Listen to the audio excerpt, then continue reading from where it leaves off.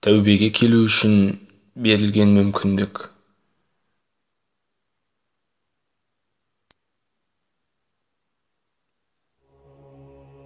Кішкене кезімнен тар жерлерді, тар орындарды аса ұнатпаушы едім.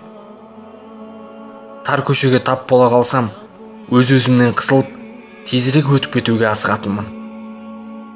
Ауа жетпей қалатындай болып, тыжыранатын сол тар орынға бүгін еріксіз кіруге мәжбүр болып отырмын. Мені ақ матамен орап, ұзын табытқа салыпты. Көзім жұмулы болса да, маңайымдағылардың даусын анық-ақ естудемін. Байғұс-ай, жастай кетті-ау. Алда бітіретін талай істері көрер қызығы көп еді деп мүсіркесіп жатыр. Шынымен де көп жұмыстарым бітпей қалды. Балама қос қабатты үй, әйеліме шетелдік мәшине, үйді жиһазға толтырам деген ойым, жаңа фирма ашып ақшаны күреп табам ба деген жоспарларым бәрі де жартылай бітпей қалды. Бірден досымнан естілген "болды, бәрі де өтті, кетті" деген дауыстан құлағым шыңылдап қоя берді. Ішімнен шіркін әлі өтпегенде ғой дедім. Тәп-тәуір көлік айдаушы ем, қалай ғана қазаға ұшырадым екен. Бірте-бірте не болған еске түсіріп жатқанда, достарымнан табыттың есігін жаппақ болып ыңғайланғандығын байқадым. Енді бір сәтте табыттың саңлауынан ішке құйылған күн сәулесінен басқа айналам тас қараңғы түнекке бөленді. Қанша тыпырламақ болып, барынша айғайлағым келгенмен мұнымнан түк шықпады. Қатты қорққандықтан ештеңе де ойланар емеспін. Аздан кейін табытты иыққа артып, жайлап қана бір жаққа апарып жатқандығын сездім. Дәл осы кезде жайлап жаңбыр себелей бастады. Сірә жаназамды шығару үшін мен мешітке апара жатыр-ау деймін. Мешіт демекші, есіме түскен қараш, тіршілігімде үйге тиіп тұрған мешітке аяқ аттап көрмеппін ғой. 50 жасқа толғанда барлық нашар әдеттерімді тастаймын. Әр намазды да сол кезде оқып, жақсы адам болам деп ойлаушы едім. Бәрі бекер. Құлағымның түбінен бағанағы дауыс қайта естілді. Болды, бәрі де өтті, кетті.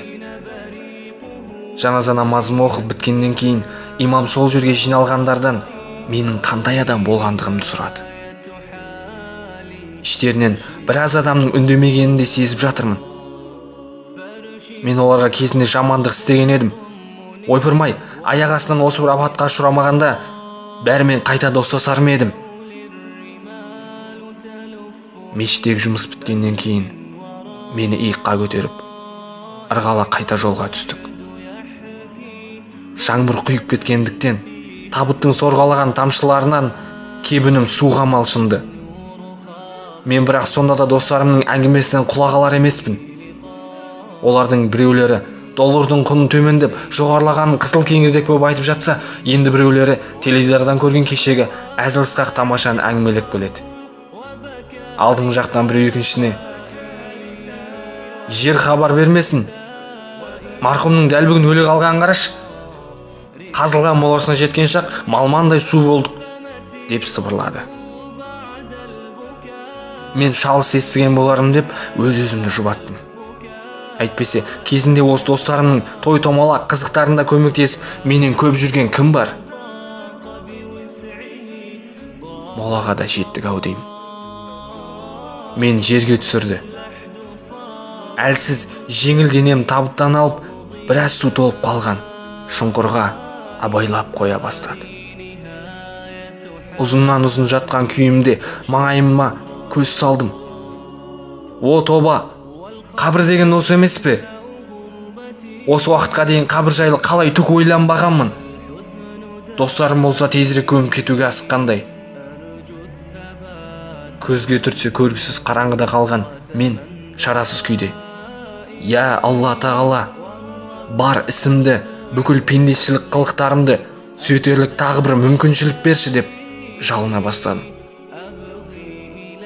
Таныс бір үн тағы да қайталанды: "Болды, бәрі бітті." Үстіме күрекпен лақтырылған топырақ даусын күн бүркірене ұласқандай. Ақырғы рет тыпырлап барып, ышқына оянып кеттім. Тұла бойым қара терге малшынып, қатты терлеппін. Көзімді ашсам, өз үйімде, өз төсегімде тып-тыныш, аман есен жатыр екем. Тек қана көрші бөлмеде тұратын дәрігер досымның қасымда екен, маңдайын ұстап көріп, болды, бітті, аман есенсің, еш ауруың жоқ деді. Орнымнан атып түрегелдім. Қатты терден төсегімде су болып кетті. Далада найзағай күркіреп, жаңбыр құйып тұр екен. Өзімнің тірі екеніме әбден көзім жеткеннен кейін, «Я Алла тағала», дедім ішімнен. Маған сөйлеу үшін тағы да бір мүмкіндік бергенің үшін мыңда бір шүкір. Бұл мүмкіндікті енді жібермесін.